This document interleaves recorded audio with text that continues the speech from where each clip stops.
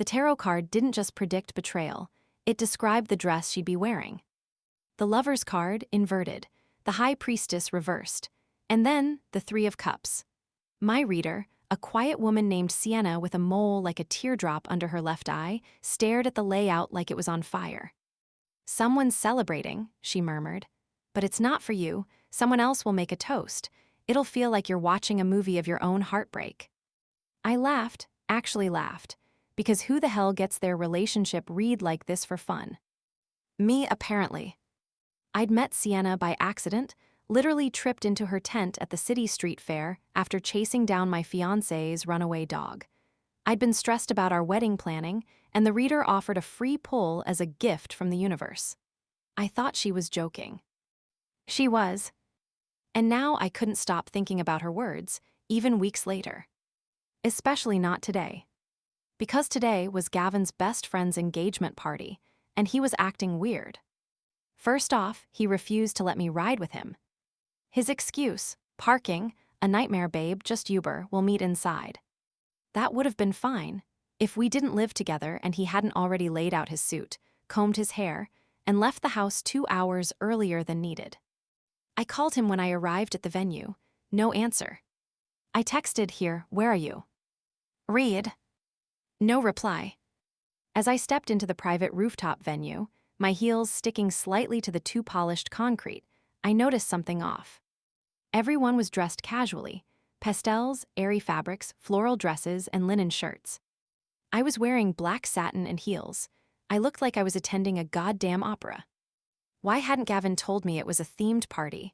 Why didn't I get the memo? Then I saw her. The woman in red. She stood out, not just because of her dress, but because everyone else seemed to circle around her like moths. She was tall, red hair, gorgeous in a way that felt intentional, like everything about her was curated down to her wineglass tilted just so. And she was talking to Gavin. No, laughing with him. And not the casual kind of laugh you share with a friend. This was private, familiar. My stomach dropped, my phone buzzed in my clutch. "Gavin, upstairs bar, getting drinks, you hear." I looked up again. He was not at the bar. I walked in his direction, not thinking, just moving. Maybe this was nothing. Maybe she was an old friend. Maybe I was being paranoid. Until I heard what he said. I told her the invite got lost in the mail. Can you believe she still showed up? The redhead chuckled and sipped her wine. "God, you're messy." That's when I realized he was talking about me. That was supposed to be my seat at the table. That was my goddamn toast. But I wasn't even listed on the RSVP. I turned around and walked straight into the women's bathroom. I needed air, or water, or a time machine. I splashed cold water on my face, breathing hard. My reflection stared back, stunned, mascara slightly smudged. Then my phone buzzed again. Airdrop request. IMG 7239, mauve from unknown device. I hesitated, then accepted. It was a video. Vertical, shaky, clearly filmed by someone hiding behind a plant or something. In it, Gavin leaned in and kissed the redhead on the neck. She whispered something into his ear. He grinned. Then he said, clear as day, "She doesn't even know she wasn't supposed to be here." My blood went cold. The door to the bathroom opened. A woman stepped in, saw me, and did a double take. "You okay?" she asked. You were in the video, right?" "What video?" She blinked. "Oh, I thought you'd seen it. It was on Instagram Live. She tagged him, but I think she deleted it already. It was only up for like 3 minutes." I pushed past her. I stormed out of the bathroom, pulled up Gavin's Instagram, and checked his tagged posts. Nothing. I scrolled through her account, private. I checked the account that sent the airdrop. No name, no identifying info. But the damage was already done. I wasn't supposed to be there. And now I had proof. I walked back into the party, like a ghost wearing my own skin. Gavin was at the bar now, holding 2 drinks. He turned, saw me, and his expression froze. He smiled too quickly. "There you are, I was just..." I held up my phone. "I saw the video." He blinked. "What video?" "You weren't tagged fast enough," I said flatly. "But someone sent it to me, and now I know everything." His jaw clenched. You're being dramatic. It's not what it looked like. Then why did you lie about the invite? That stopped him cold. His lips parted, but no words came out. That's when she walked up behind him. The redhead. She looked me dead in the eye, smirked. I didn't tag him, she said softly. She did. She pointed toward a woman across the room, older, severe-looking, wearing sunglasses indoors. Gavin's mother. That's when I knew this wasn't just an affair. This was a setup. A test. Or worse, an initiation. Gavin's mom lifted her glass across the room like it was a toast. Like she was congratulating me. I didn't even realize I'd stopped breathing until I felt my ribs tighten. My lungs were burning, my fists clenched so tight the edge of my phone pressed into the skin. What the fuck is going on? I hissed. The redhead didn't blink. You're the +1, sweetheart, you just didn't know it. Gavin grabbed my elbow. Let's talk outside. I yanked away. Don't touch me. But somehow I let him lead me out anyway, past smiling strangers, past the DJ, past the goddamn rooftop view I was supposed to enjoy with my fiancé. Down the stairs.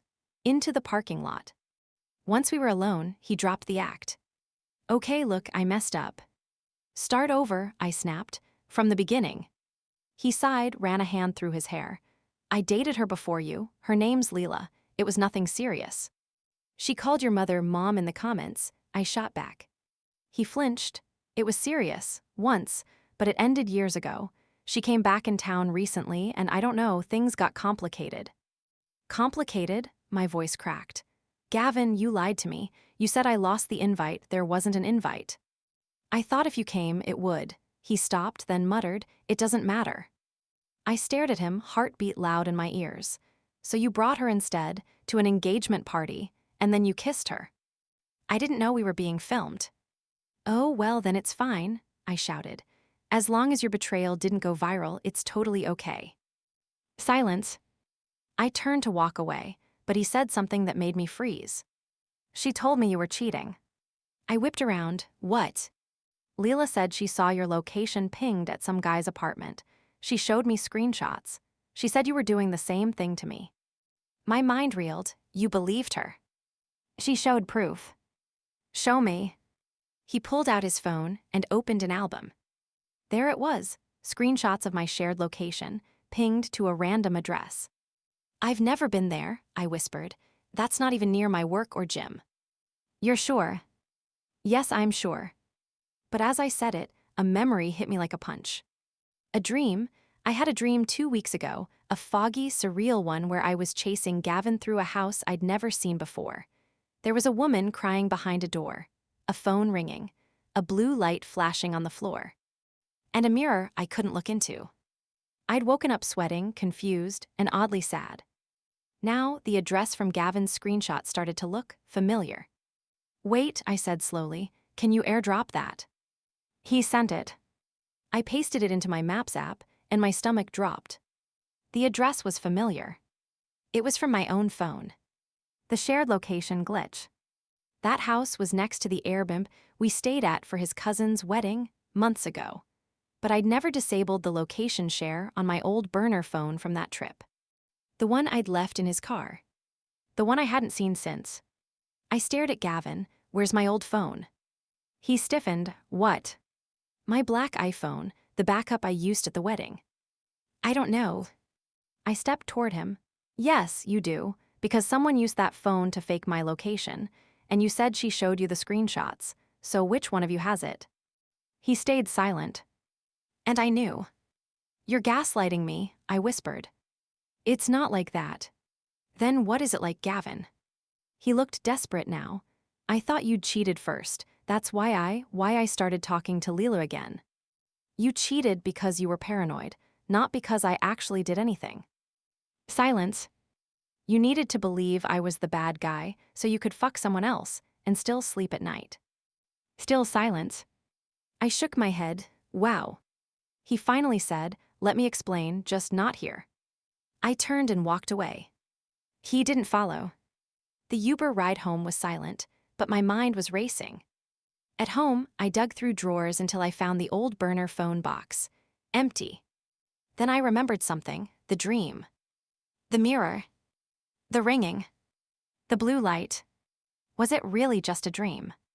Or was it my brain remembering something I wasn't supposed to see? The next morning, I texted Sienna, the tarot reader. I asked if I could come back. She said yes. I showed up with coffee and a 1,000-yard stare.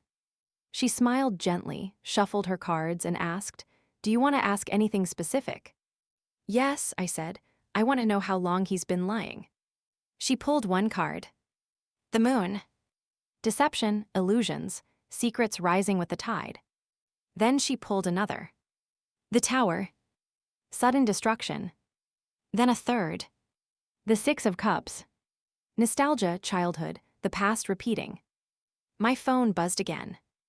Another airdrop. This time from an unknown number. It was a video. And the woman in it was Leela. It was me. Asleep. On Gavin's couch. And the voice speaking, just off camera, was Leela. Whispering. He doesn't even lock his phone, she has no idea. I played the video 3 more times, each one making my stomach knot tighter. It was my face, my sweatshirt, my ponytail. I was curled up on Gavin's couch, deep asleep. The light was soft, clearly early morning. My old burner phone was visible on the coffee table. And Leela's voice, delicate, deliberate, like she wanted to be caught, whispered right into the camera mic. He doesn't even lock his phone, she has no idea. I sat frozen in Sienna's living room, phone trembling in my hand. She filmed this, I finally said. Sienna just nodded, she wanted you to know. That's psychotic. No, Sienna said calmly, it's spiritual warfare. I blinked, come again. Sienna began flipping the deck again. Sometimes people think betrayal is about sex or jealousy. It's not, it's about energy, control, identity theft of the soul. I was too shaken to answer. Instead, I went home, opened a blank doc, and started typing every red flag I'd brushed off for the last year. Gavin always insisted on driving everywhere, so he could protect me. He always made sure my phone was plugged in at his place. He once got mad when I password-locked my notes app, even though I'd caught him snooping in it. Little things, patterned things. And the burner phone. I remembered leaving it in his glove box after the Airbnb wedding weekend. I'd meant to get it back. I asked twice. Both times he'd said, "Oh, I'll bring it next time." He never did. My doorbell rang. I froze, checked the peephole. It was Gavin's mom. Still in her tailored dress, hair pinned back, no makeup, her face serious. I opened the door halfway. "Hi." She looked at me like she was carrying a coffin in her purse. "We need to talk," she said. I stepped aside silently. She walked in, took a deep breath, then handed me a manila envelope. My heart kicked. "What is this?" "I had a feeling," she said, almost softly. "I never liked the way he made you shrink." I opened it. Inside, a printed stack of screenshots, texts. Dates. One thread labeled Leela going back months, sexts, confessions, even videos. He'd sent her videos of me, in our apartment, cooking, singing. One text, she thinks I'm picking out a ring. I'm actually booking the Airbnb for us. Another, she's so dumb. She showed me her whole calendar, doesn't even know what's missing. And below that, a blurry phone pic of my planner. The page open to our anniversary. Crossed out. I sat down slowly. He said I was cheating, I whispered. His mom nodded. Classic projection, he learned it from his father.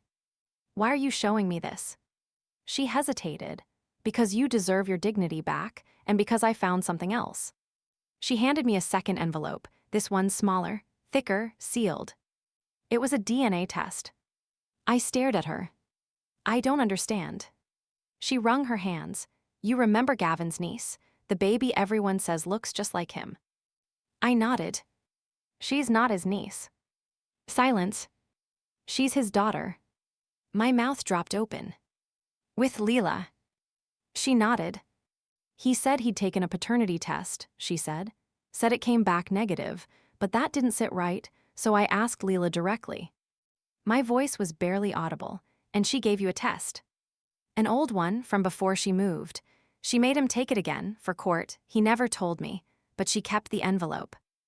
I tore it open. There it was, plain as day. Paternity probability, 99.996%. I couldn't breathe.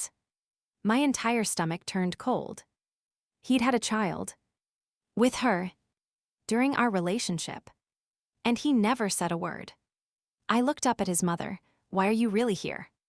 She gave a small, sad smile. Because I saw the look in your eyes when she toasted him. I blinked. You didn't look heartbroken, you looked awake. I swallowed. I was. I didn't raise him to be this way, she whispered, but I won't lie for him either.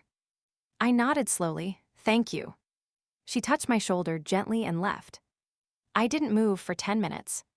Then I picked up my phone and opened TikTok. I uploaded the couch video. No hashtags. No caption. Just, she filmed this, I found it. Within 10 minutes, it had 12,000 views. By midnight, it was 300,000. By morning, over 1 million.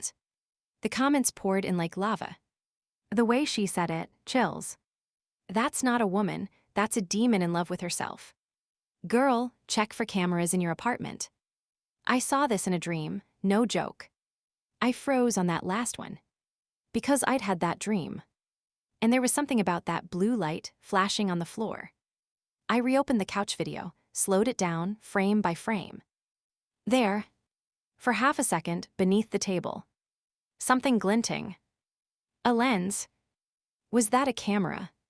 I stared at it, heart pounding. And that's when my email buzzed. A new message.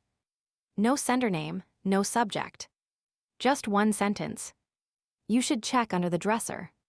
I didn't even put on shoes. I bolted to the bedroom, yanked the dresser away from the wall like it owed me answers, and fell to my knees. There, duct taped to the back panel, a tiny black square.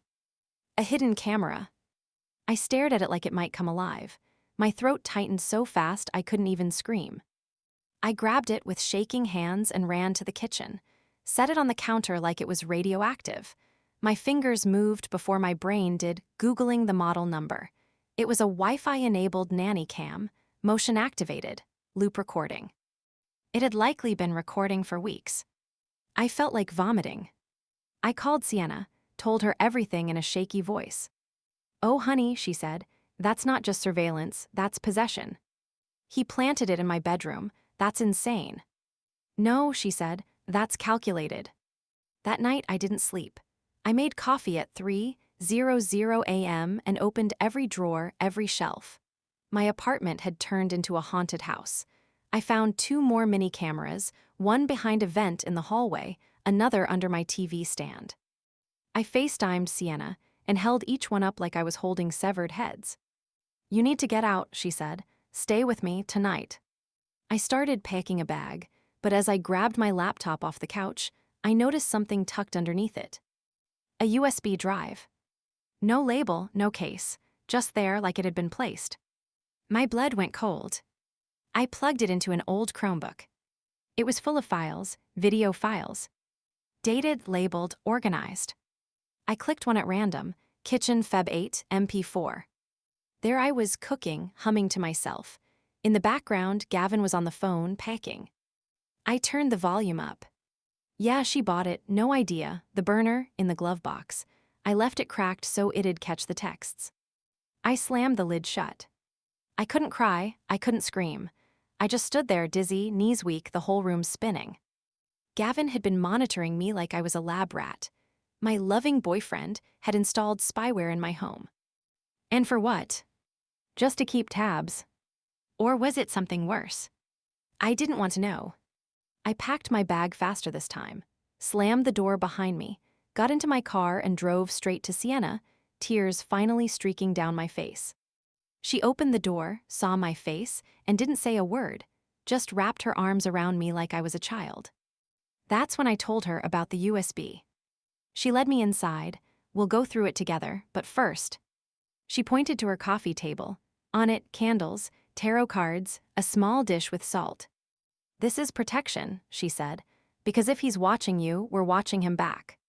We started with the USB. Most of the videos were boring, mundane. But then we found one dated March 12, the night he claimed he was working late. The video opened in my apartment. Only I wasn't there. Leela was. Wearing my robe. On my couch. Laughing. Gavin entered the frame, kissed her neck, whispered something. She giggled and said, "You should move the bedroom camera." He said, "Already did." I pressed pause. The silence in the room was a vacuum. Sienna's face went white. "This is warfare," she said again. I nodded. I was too far past rage to even cry. We spent the rest of the night dissecting the rest of the files, watching him live out this other life in the shell of mine. By dawn, I was hollowed out. But then I remembered something. The party. The airdrop. I scrolled back through my phone, finally finding the photo I'd received. A blurry shot, almost like a frame pulled from video. It was Leela, lying in my bed. But behind her, in the mirror, Gavin, holding the phone, taking the picture. I looked at the timestamp. Exactly 1 week before he gave me a promise ring. That was the final crack. I drove to his house that afternoon. He opened the door in sweatpants, smiling. "Hey babe, wait, what's wrong?" I shoved the phone in his face. "How long have you been filming me?" He froze. I'd never seen someone actually go pale before. I held up the USB. "How long, Gavin?" I don't know what you're talking about." "Oh, you do," I snapped. "You installed cameras in my vents. You staged phone calls in front of me. You let her sleep in my robe." His jaw worked, but no sound came out. Then he tried again. "I was just making sure you weren't." "Cheating," I laughed. "You projecting little psycho." He reached for me. I stepped back. "Don't touch me. You don't understand, she's not what you think." "No," I said, "she's exactly what I think, and so are you." I turned to leave, but stopped. "Oh, and by the way," I added, "you're a dad now. Her DNA test says 99.996%. His face crumpled. "Wait, what? How do you know that? Who told you?" I walked away. Left him standing in his doorway, mouth open like the world was ending. But it wasn't ending. It was just beginning. Because I had one more card to play. And this time, it wasn't tarot. I didn't plan the Instagram live. It just happened. Or maybe the universe planned it for me. After leaving Gavin at his front door, reeling from the DNA bomb I'd dropped, I drove straight to Sienna's apartment. She was already lighting candles and rearranging her deck like she knew the climax was coming. "This is the day," she said, placing the tower card in the center of the table. "Let it all fall." We'd spent the past 2 weeks gathering evidence, saving the surveillance videos, backing up the USB, capturing screenshots of texts, calendar lies, burner phone calls. But there was one thing we hadn't done yet. Go public. Sienna said, "He thrives in the shadows. Drag him into the light." And fate handed me the perfect spotlight. That night, Gavin's best friend Marcus was throwing a birthday party. One of those obnoxious, mid-30s, but still frat, backyard bashes with themed cocktails and bad reggae playlists. I wasn't invited. But Leela was. And I saw it, publicly on her Instagram story. She was in my old denim jacket, the one Gavin swore he lost in the laundry months ago, dancing with a red Solo cup in her hand, swaying against him. They looked like a couple. They were. That's when the idea struck. Sienna handed me a fresh lip gloss. "Want to burn it down?" I nodded. We drove across town and parked just up the block. I didn't knock. I airdropped a single photo to every iPhone in range. The blurry mirror shot from the USB video, Leela in my bed, Gavin behind her, shirtless, grinning. Then I opened Instagram, hit live, and walked right in. The music cut slightly when I stepped onto the patio. Eyes turned. Leela was mid-laugh. Gavin had his arm around her waist. The live stream caught every second. "Oh hey, everyone," I said, smiling sweetly at the camera. "Welcome to the reunion of Gaslighters Anonymous." Gavin stepped forward. "What the hell are you doing here?" I turned the camera to his face. "Tell them how you installed hidden cameras in my apartment." People around us murmured. Leela stiffened. Oh, and how you used to burn her phone to coordinate sleepovers with her behind my back, I added, switching the camera to selfie mode. Say hi to everyone watching. We're up to 1.3K now. Should I tag your mom? He lunged forward, tried to swipe my phone. Sienna, bless her witchy soul, stepped between us. Try it, Gavin, I dare you. I kept filming. Leela, babe, did you know he filmed you too? Or are you just into that? Her mouth dropped open. Someone in the crowd whispered, wait, is that the girl from the bed pic? I nodded, still live. Yep, that's her. Red Solo in one hand, my boyfriend in the other. Leela turned on Gavin like a switchblade. You filmed me. No, I mean, what are you talking about? The USB, I shouted. The one hidden behind my dresser, the camera in the hallway vent, the one under the TV stand. Dead silence. And then, Leela slapped him. Hard. Everyone gasped. I turned the camera to the crowd. This man gaslit me for months, lied about his location, ghosted me for weekends, made me question my sanity. I found a burner phone in his car, dreamt of a woman in my sheets, and guess what? She was real, and her name was Leela. Someone clapped. Then someone else. It snowballed. By the time I ended the live stream, I had over 9,000 viewers and 3 DMs from people saying, he did the same to me. But the real finale hadn't come yet. That was waiting at my doorstep when I got home. A manila envelope. No return address. Inside, a printed email chain. Between Gavin and his attorney. Subject line, settlement terms prenatal NDA. I read every line, trembling. Gavin had been paying Leela to stay quiet, about the pregnancy, about the cameras, about the paternity test. There was even a draft NDA, offering her $25,000 to terminate all legal claims and relinquish parental identification in official records. I showed it to Sienna. She whispered, he's trying to erase her. I whispered back, not anymore. Because the last page, a signed and dated statement. Leela had refused. She wrote in pen, I am keeping this baby, and I'm telling her the truth. Underneath it, a sticky note in different handwriting. You deserve to know, Thel. I stared at that note for a long time. Leela had betrayed me. But maybe, in her own way, she was trying to fix it. And Gavin, he was out of moves. Or so I thought. Until I opened my calendar app later that night and saw a single event for next Saturday. A shared event. Engagement party, private location, RSVP yes. With my name tagged. And hers. I did RSVP. I didn't even know how that event ended up in my calendar. I stared at it, blinking, my brain scrambling to process the surreal layers. An engagement party, next Saturday, shared between me and Gavin and her. Was it a glitch? Or worse, a taunt?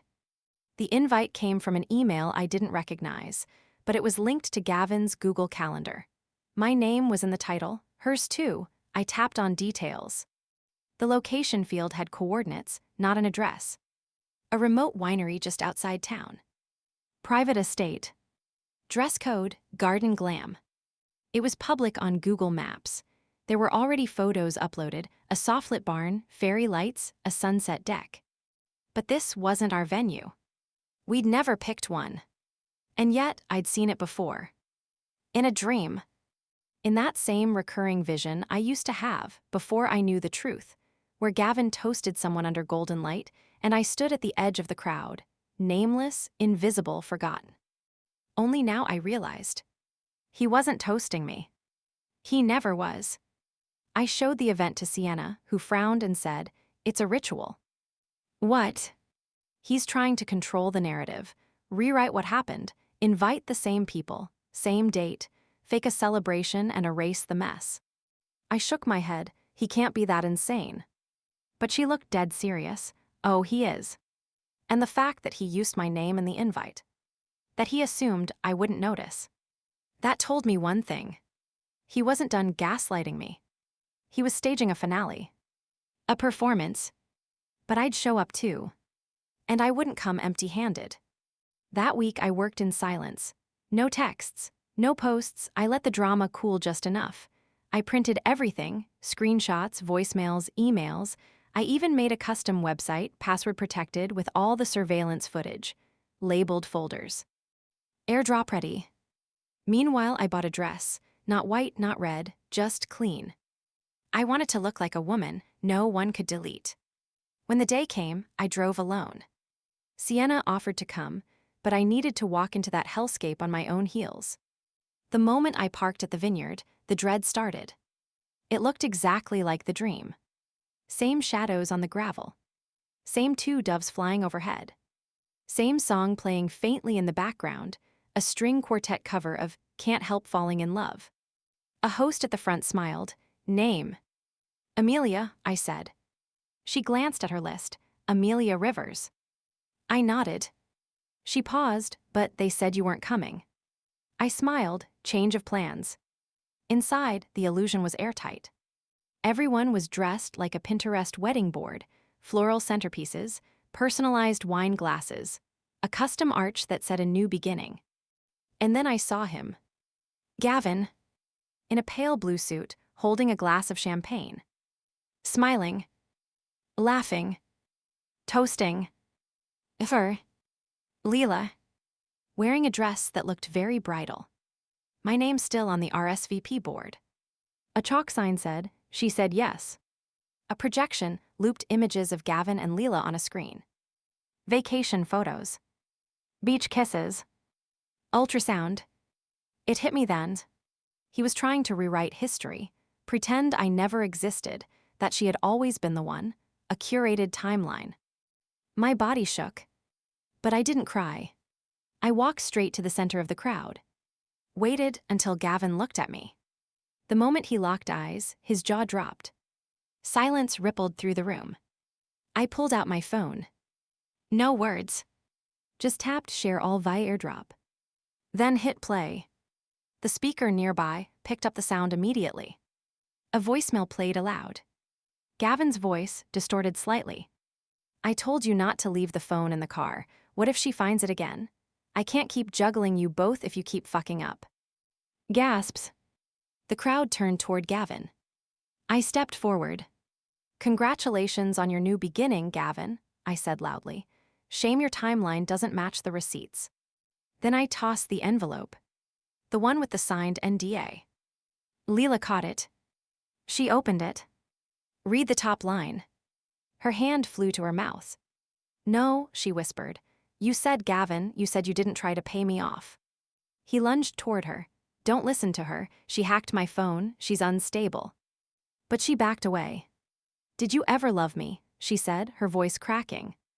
Gavin's face contorted. You're pregnant with my kid. Don't pull this now. And that's when I said it. No, I interrupted. She's not. Everyone froze. I ran a DNA test, I said, with the toothbrush you left at my place. The results came in yesterday. I held up the manila envelope. Gavin isn't the father. The silence exploded into chaos. Leela screamed. Gavin turned pale. Aunties dropped wine glasses. And then, Leela slapped herself. Hard. She stumbled back, staring at her own hands. I don't understand. It was only him, I swear.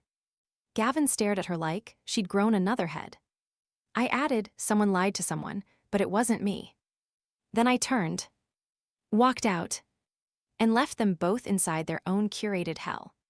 The next morning, I woke up to 36 missed calls, 47 texts, and 3 DMs from people I hadn't spoken to in years. The video had gone viral.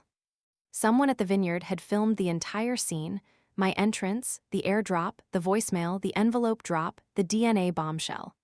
By dawn, it was on TikTok under the caption, she crashed her ex's fake wedding and destroyed them both.